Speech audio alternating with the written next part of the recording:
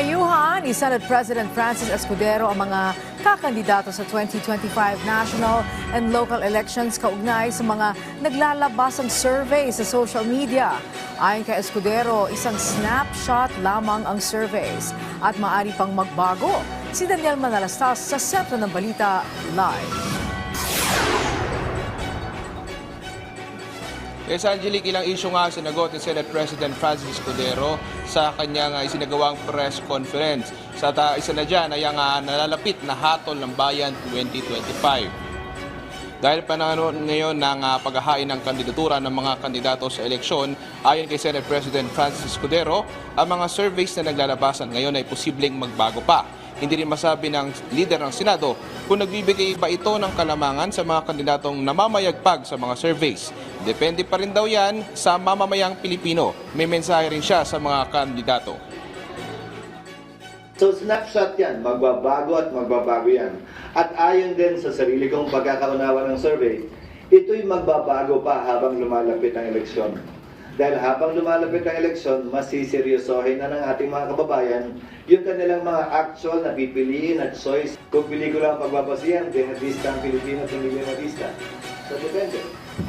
Wala pang survey na ginagawa para tingnan at masabi na Pilipino ay boboto sa nagkataon lamang na lamang ngayon o mataas ngayon sa survey.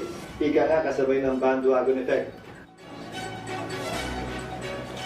Payo naman, Angelique, ni Escudero sa mga kandidato, ang pinakamalaking kasalanan na pwede nilang gawin ay maliitin ang kaisipan at kapangyarihang pumili at magpasya ng ating mga kababayan.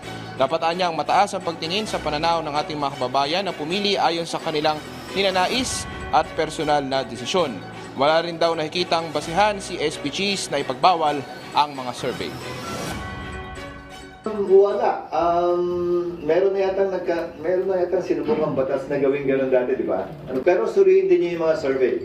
Dahil hindi pa naman tapos ang filing of certificates of candidacy, ang dami nilang pangalan nilalagay doon na maaari namang hindi tumakbo. Akala ko ba gusto natin transparent, bukas, available at ready anumang impormasyon na available?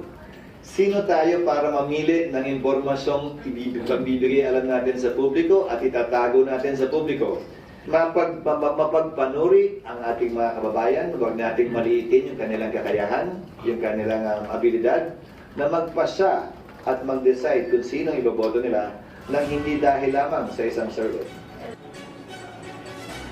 At Angelique, sa kabila nga ng election season na, ay tuloy-tuloy pa rin ang trabaho ng mga senador at katunayan, kasagawa sila ng mga budget hearings sa ngayon kahit na nakabreak ang sesyon. Angelique? Alright, maraming salamat sa iyo, Daniel Manalastas.